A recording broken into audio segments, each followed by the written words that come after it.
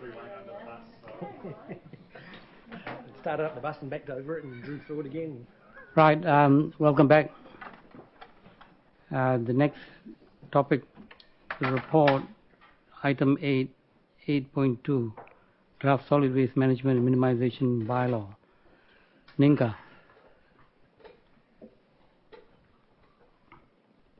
And thanks to councillors for dragging us on long enough so that Sean could get back in the room. That's right.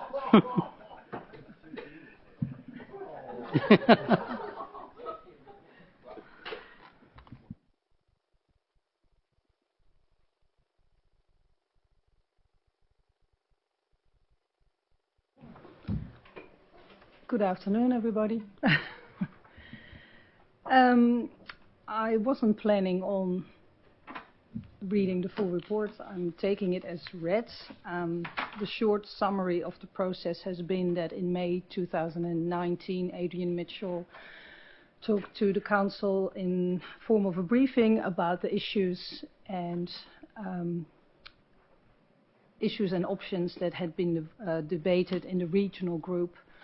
And that would be proceeded to be drafted in a solid waste bylaw, which then happened. We came back to brief council on the 18th of February this year.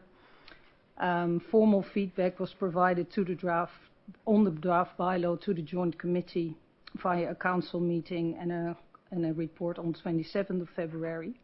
And then we had a bit of a gap because of the COVID lockdown. And today I'm back with the final draft bylaw to ask for your approval to release this draft bylaw and a statement of proposal for public submissions starting next week, Friday, on the 7th of August. Happy to take any questions. The Minister has made some announcements. How does that affect this? It doesn't affect the bylaw in the sense that this is using our powers as a local authority to regulate what we can in our own public spaces and in our own districts. The announcement of the Minister finally, after 12 years, has happened, which is product stewardship, making the producers of the certain packaging materials responsible to also do something at the end of life of that product and that packaging. So it's something that will be rolled out on a central government level. Councillor Coates. Thank you, Your Worship. I'm supportive of the paper and the principles that are in it. I just have a question around the workload that's then put on to the likes of the building industry. And I've raised this before in other times when we've developed policies or rules and so forth, in terms of that they're not too onerous, that it then starts not so much jeopardising the operation, but it ends up just adding. I know a lot of time and money. I know for myself in the food industry that sometimes the over bureaucratic approach can just bury an operator, and so it's not a criticism of the paper, because I don't believe it's in the paper that this information should be, but the section around the commercial waste, how much work is envisioned to be there for an operator? Something that's quite simple, or is it going to be quite a task for them to actually calculate, report and so forth? You are referencing the construction and demolition waste provision. So in the statement of proposal, we have proposed that this council does not place that control in place straight away, simply because we want to develop options to actually do these things properly in Kāpiti first. That also allows us to then engage with the stakeholder group to set, for example, the value above which we will ask for those management plans. So that's one way of controlling it, so that you say we're just going to go for the larger beards first and see how that goes in the first 2 to 3 years, for example.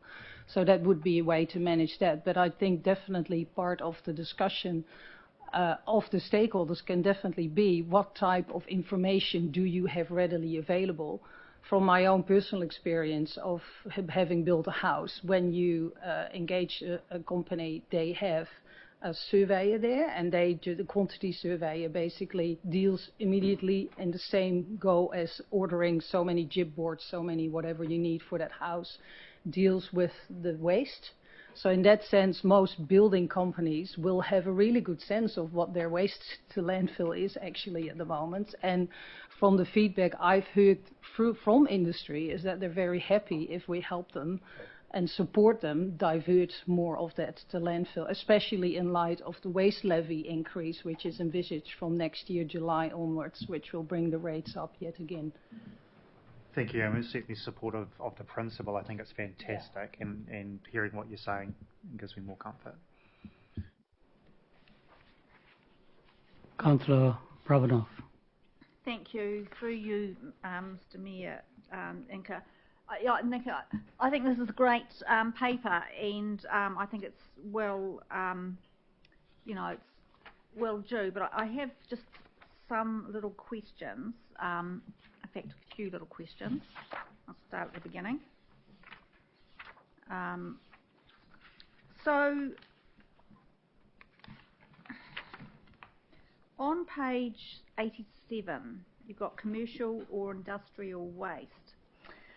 I'm wondering whether that includes the likes of timber slashings.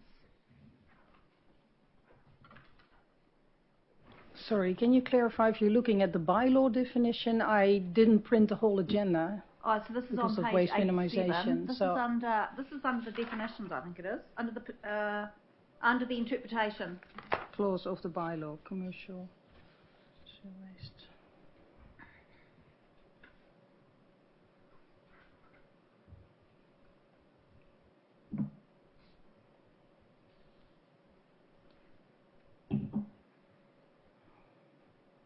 It would include construction and demolition waste. So, AK would. Yeah, so in terms of a commercial business that's cutting down timber, and they leave a lot of slash on the forest floor, whether it includes that. Well, I guess from a definition point of view it could include it, but this bylaw does not regulate that, because that would be a district plan discussion. Sean, have you got something to Yeah. add? Oh, I was just going to say, no, it doesn't. It doesn't. That's, It doesn't as regulate Nick has said, it's that, not. yeah. This is building and construction, Okay. Yeah. not So you forestry, decided to move change because you because it's more comfortable over here. Okay. Okay. Okay, that's good. And then moving on to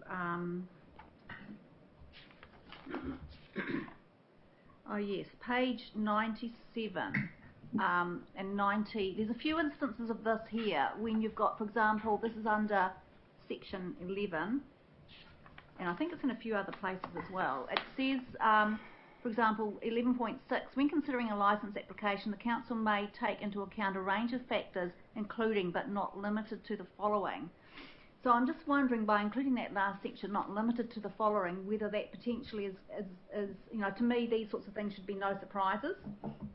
That to me is potentially opening up, adding things that aren't necessarily going to be considered by the applicant, or in some of these other instances, because it's not actually included as a may or a should or a must. So what that's really saying is you've got all those things from A to H, but it's also saying that other things could be added in at any ad hoc time. As part of the, if a operator applies for a license, in principle the most important ones have been listed here, but the reason you usually say not limited to is because situations can change, and particularly in certain districts where they have an issue that they want to relate to their operators in particular, which could be, of a very practical nature, that allows them then to talk to those operators and include that as a condition in their license. But you would definitely, and we've done that in Kāpiti, if you make conditions that are not named in here as such, you would apply it to every single operator. You wouldn't do it on an individual in an Yeah, individual because at the beginning manner. of it says here, when considering a licence application, the council may take into Yeah. account a range of factors, including. So you can say yes or no to these A to H. Yeah. But there's other ones here that aren't listed that also should be included. And to me, I'm a bit uncomfortable with that because a person's got to know what the field is when they're actually. And we will. I mean, in general, we are very transparent in what we require under a license, and there is a process that you go through with an applicant, which we did 10 years ago as well, sat around the table, and also looked at the practicalities of what you can require and how you would manage that. So the list we have in our current bylaw is far less extensive than this one, to be honest. So this list is actually quite extensive. It covers, in my personal view, almost everything you would want to organise in a license. Okay. Yeah. So why not just have a full stop? Hold on. You're not finishing. Yeah. So just following up on that. So why actually not just have a full stop? And it's included in a number of other points on that page and the following page, and maybe other places throughout the document. Well, You possibly could leave it with a full stop, but I think this is more the regional. yeah. Well, the title is Draft Kāpiti Solid Waste Management. But, so it's based on a regional template. This template is the same for all councils in the Wellington region. So this has been drafted by the Wellington Regional Councils and has been briefed as such in February, and that's when we made some amendments to some of the provisions. Those have been included. Okay. At the moment, this bylaw, as it sits before you, has been approved by Hutt City, for example. They've already started their consultation. Same for Wellington City, and we're just following suit, 5 days later than they are. But you could. But It's often when the documents are legally reviewed, they will often put those clauses in there as a catch-all. But generally, probably more around maybe performance monitoring or. So in that this one is quite prescriptive in what we would assess, you could equally leave it at that, I would have thought, in terms of then, like you say, the operators know exactly what they're going to have to provide as part of the licensing process, and it isn't like we would suddenly throw up something that's totally out of kilter with what's here. No. But in saying that, then why not just leave it specific to the A to H? Do you have a comment on that? I'll comment on that. I could imagine that you could easily find that some building material suddenly caused cancer or something other thing, and you'd have to change your bylaw to some degree. Oh. Surely that's why the catch-all's there, because these things change. Yeah, we've had the licence before. I think is it outside the bylaw previously or part of? No, it's part of our current bylaw. Has been for the last 10 years. Yeah. So it would allow you to do that without going through an amendment to the bylaw. Yeah. So I suppose it depends whether these individual clauses cover all those. They're quite generic. They really cover 99% of what you would Yeah. require in a bylaw, and the reason you do this unlimited or limited, not limited to, is just to catch that, one thing that could potentially happen with you, which you could agree when you approve conditions in a license with the operator and the collectors in your own district. Yeah, I suppose my thoughts is that it's easy to add it in there because so you can actually catch things later. Yeah, but I think the wording up front, if you actually do the wording right up front, then there's no need for it. So it's something I'd like to be considered, that those words are taken out. So I think on the basis that Councillor McCann raised, and this has been through, I think, a legal review in terms of Kensington's form. Yeah. that it allows us to pick up on things that may crop up during the term of the bylaw that we want to include in here without having to go through another. Okay. So I suppose actually there's a couple of other points, and I'll take those comments in mind that it's gone through other processes. 11.9, it says the council may suspend or revoke a licence if the licence holder fails to comply with this bylaw. So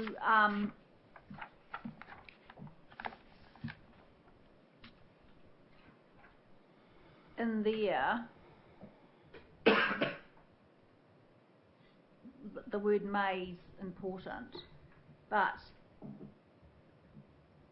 I would imagine there's a reasonable bar that needs to have been met to actually go through the suspend and revoke process, but there's actually nothing less than that in terms of what happens if a person actually doesn't comply, fails to comply, but it doesn't actually requiring suspending or revoking. What actually happens? That's simply because that's more a practical performance issue rather than something you would regulate in your bylaw. So in the license itself, it's definitely capture what the performance process is and how we monitor collectors. And we give them formal warnings, so there is a process that may lead eventually or ultimately, because it's really a last resort to revoke a license, Yeah, because the consequences would be quite dire, to be honest. Yeah, okay. So, yeah. Okay, so then the other one I wanted to ask about was the fees. So I think it actually relates to an act somewhere. Yep. And the reason I asked this is I've been talking to, I've been going to the beach bylaw consultation evenings, and it's my understanding that council never set a fine value for that, and so it defaults to the fine value that's in a particular law, which is $750. So I'm just wondering whether, and at that high charge, when someone is caught driving down the beach, no one actually wants to, they actually think that the cost is actually totally outweighs the offence, and so being charged $750 is not likely to happen. So I'm just wondering whether the default value fines in here are fines that in reality wouldn't actually be imposed because of the value of them, and I haven't actually gone looking to see what those fines are. No, so if you're referring to clause 11.10, that's the fee that is set for us, which is based on an administration fee, basically the hours that a staff member puts in to process a license. So the licensing fee is set by council, just like we set fees for processing consents. And then the fining under this bylaw is done under the Litter Act. And the Litter Act allows a fine between $0 and $400 for littering in a public place. Okay. So that's okay. So I was probably raised this matter in relation to clause 19 on page 103.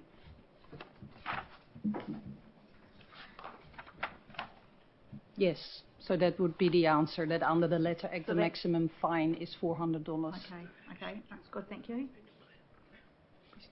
Bear with me.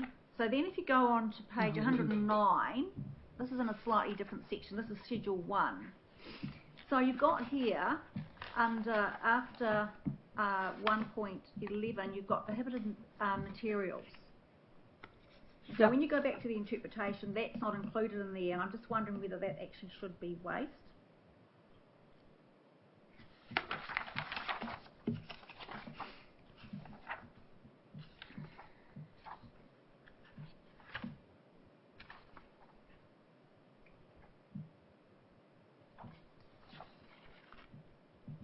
Yes, I agree with you. Should be waste. Okay, that's good. And then in here it's got 112C. It says pesticides, herbicides, fungicide and other toxic compounds. I'm just wondering whether toxic compounds is the correct wording, because I know it talks about, there's also included in there hazardous waste. Or whether a definition is required in the interpretations of what toxic means. Well, we haven't done that in a waste bylaw as such, because it could be referenced under the Hazardous Waste Act easily. It's an overlap, if you wish. So this definition has been taken from our current bylaw. Currently, it features in the bylaw, and here it's set as a control. And the definition in itself is actually already quite explicit, but this control is just set to have more of a range of products that we would not want people to put in their curbside collections. So I it's suppose- just help to yeah. define it more if you wish. So Yeah. in that sense, there could be an overlap between a toxic compound, which would easily be classified as hazardous waste under the Act at the Yeah. same time. Okay. Okay, so just one other question is, so in the interpretation, there's a whole lot of breakdowns of waste, Yep. but there's actually none for just specifically waste. And that's because it's referenced in the Waste Minimisation Act. So it refers think to it the Waste actually- Minimisation Act. Actually, you are right there, but I was wondering whether or not, people aren't going to go and look at that, whether Yeah. there needs to be something in this document that actually specifies what that is. Yeah, so on behalf of Kāpiti, I actually asked if we could include the definitions in this bylaw, and then as a group and based on the legal advice we received was better not, because the Act could change, and then your definition wouldn't stack up. Okay, Yeah, thank you. so we've changed it back again. Okay, thank you. Councillor Rendell. Following on what from Councillor Provano said, the definition, 11.6, it's designed by a lawyer for lawyers. A waste collector will, probably take a morning. I'm not disparaging waste collectors, but the average person reading this won't understand, take into account a range of factors, including but not limited to the following. It's poor English. I always thought, I know it's not drafted by you, but whoever drafted it, I thought there was a means to make laws simple English so that everyone could understand. But that's my comment. You don't have to reply to me. Yeah.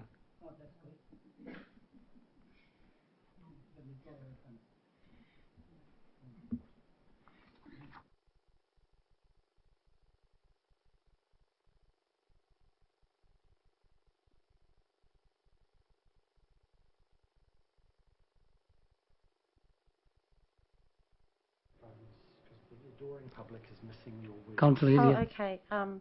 Certainly. Look, through you, Mr. Chair, I would like to move recommendations. Please, there being no further questions. Is there no other questions? Is moving recommendation 1 on page 62. Seconder for that, please. Councillor Rob McCann, second, is it? Do you want to? Thank you very much, Ninke staff, for your preparation of this. It's a rather convoluted process. However, it's because we're doing this rather progressive document, needing to last a very long time and to be able to be fit for purpose for a large number of districts. It's probably one of the very few full district attempts at writing a region-wide document of this type. And it's been a bit of work, and it's looking very worth it. So thank you, and looking forward to getting out there, consultation with our public and having discussions about this. So thanks.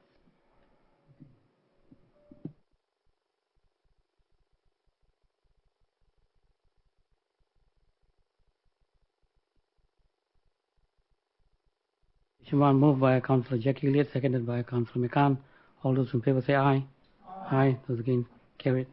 Thank you very much. Thank you. We are now on to item number 8.3. In report on the independent organisational review, page 111. Thank you, Mr. Mayor, and through you, I'll have the honour of introducing the report, take it as read. One omission from it is that the report isn't actually attached as the appendix, so apologies for that. It will be as it's entered into the minutes, so I will flag that we need to recognise that you receive the report attached as appendix in whatever the words are to the number of the report, and happy to take any questions or comments, or even better, to rush through and move it. Right. Councillor Randall. Yeah, I take up the Chief Executive challenge. And rush through. For me, I'm not happy with the. I was not part of the process that approved, that initiated this Martin Jenkins Independent Organisation Review, and for me, I personally think it's a waste of over $200,000. We could have built half a roundabout with that. Sorry? Could I just know, is it a question or would you like to do this in debate? Because we could move it and have this in debate. No, the question is that are you planning to bring, apart from a response at the meeting on the 27th of August, are you planning ongoing responses, or will this whole report be finished after following the report on the 27th of August? Thank you, Councillor. So the report for aiming for the end of August will set out the program of work that we intend to put forward in response to this review. So that's what it'll do, is we'll say, here are our responses to the 29 recommendations, here are the actions we're proposing to take. It will include consideration of whether they can be funded within existing resources or whether they will need funding, in which case we'll probably have to wait for annual plans and LTPs for some of those actions, depending on what they are, to get resources applied to them. So it definitely won't be finished at the end of August. It will be starting in terms of any responses to the recommendations.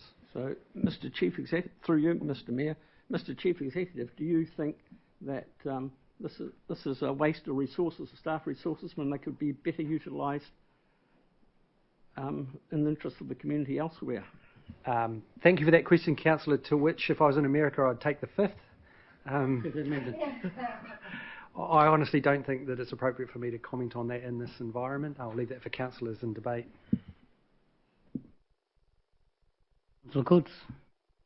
I saw no other names up on the screen, so if there's no further questions, then I'm happy to move the two recommendations and then move to debate.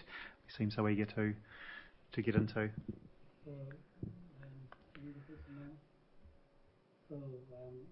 Seconder?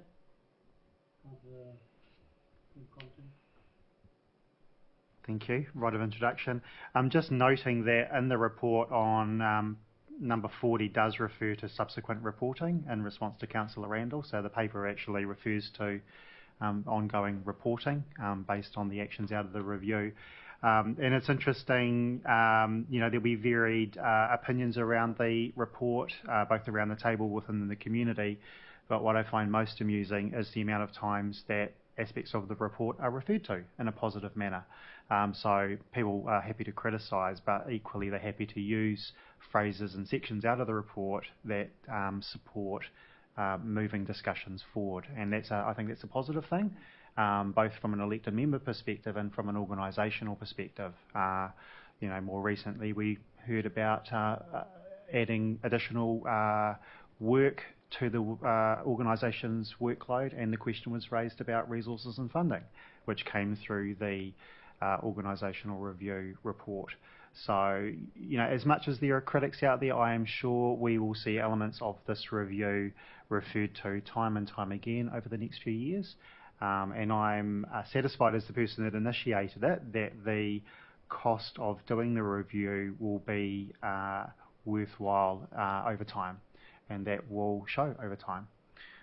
So with that, I'm happy to pass it on.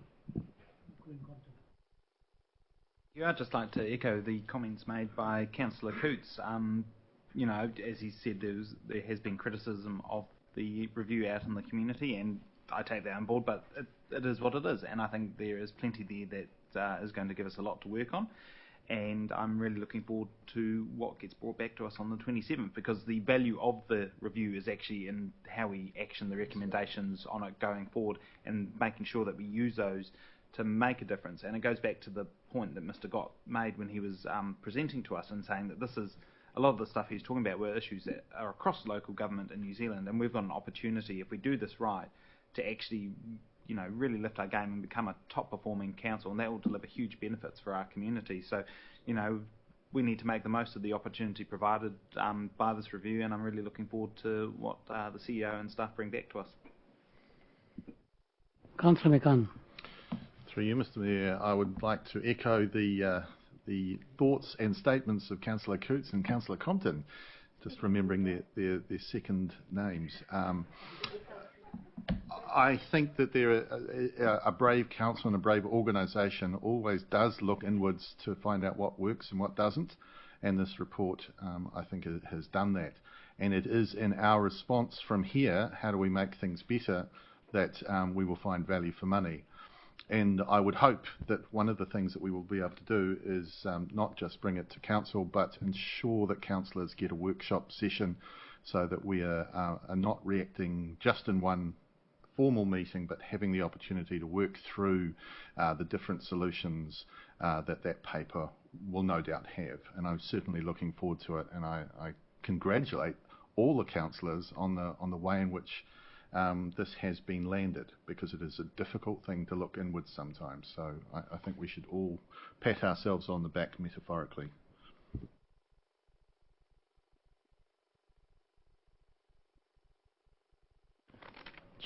I just want to quote paragraph 25. The purpose of this report is to enable council to form, 26. Martin Jenkins is an independent, well-regarded consultancy which has delivered a balanced, constructive and future-focused report. I think that sort of sums it up for me.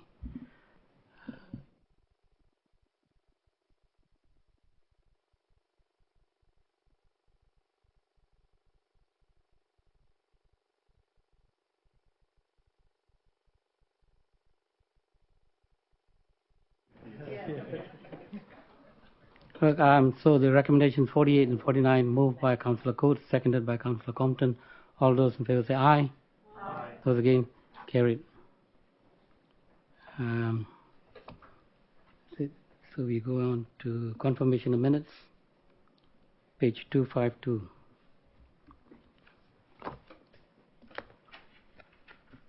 So the minutes are from page 253 to 261. Any comments, any mistakes to be corrected? No? Will somebody move that it's a true and accurate? Oh, Queen Compton. I just wanted to note the very good description of Councillor Elliott's blessing that she delivered at that meeting. Oh, yes. Councillor Elliott performed the waiata. Performed the waiata. Yeah. Councillor Elliott performed the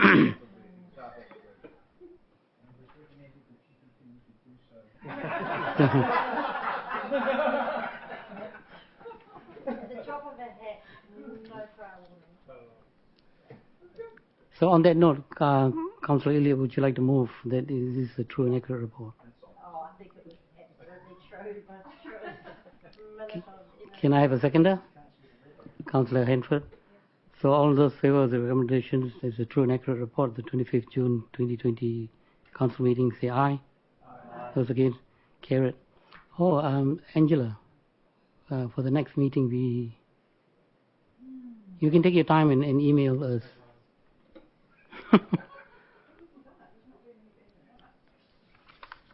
Wrong.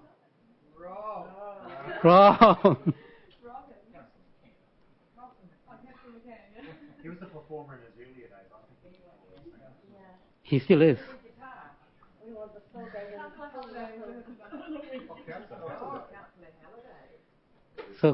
So Angela, Rob. I do not recognise that name.